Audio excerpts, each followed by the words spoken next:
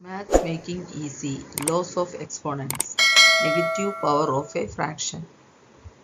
In laws of exponents, if power is negative of a fraction, ಒಂದು fraction ನಲ್ಲಿ power negative ಬಂದರೆ ಅದನ್ನದು method ಯಾವುದಂದ್ರೆ take the reciprocal of the fraction.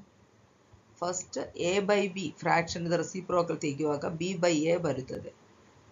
ಮತ್ತೆ remove the sign of the power. ಇಲ್ಲಿ power minus ಉಂಟು, ಇಲ್ಲಿ ಬರುವಾಗ ಪವರ್ ರಿಮೂವ್ ಆಗಿ ಪ್ಲಸ್ ಆಗಿದೆ.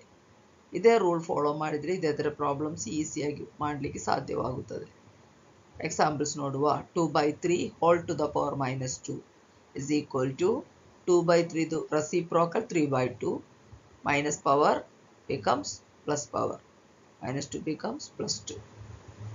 3/5 whole to the power minus 3. ಇದನ್ನದು ಫ್ರಾಕ್ಷನ್ ರೆಸಿಪ್ರೋಕಲ್ 3/5 ರೆಸಿಪ್ರೋಕಲ್ 5/3. ಇದು ಮೈನಸ್ ಪವರ್ ಉಂಟು, ಅದು ಈ ಕಡೆ ಬರುವಾಗ ಮೈನಸ್ ತೆಗಿಬೇಕು, ಸೊ 3 ಆಯಿತು. 3/5 whole to the power minus 3 is equal to 5/3 whole to the power 3. ಹೀಗೆ ಬಂದ ನಂತರ ಇದು A by B whole to the power M ಲೆಕ್ಕದಲ್ಲಿ ಬರುತ್ತದೆ. ಸೊ ನೆಕ್ಸ್ಟ್ ಸ್ಟೆಪ್ ಮಾಡುವಾಗ ಈಸಿ ಆಗುತ್ತದೆ. ಹೆಚ್ಚಿನ ಮಾಹಿತಿಗಾಗಿ ಈ ಚಾನೆಲ್ ಸಬ್ಸ್ಕ್ರೈಬ್ ಮಾಡಿ.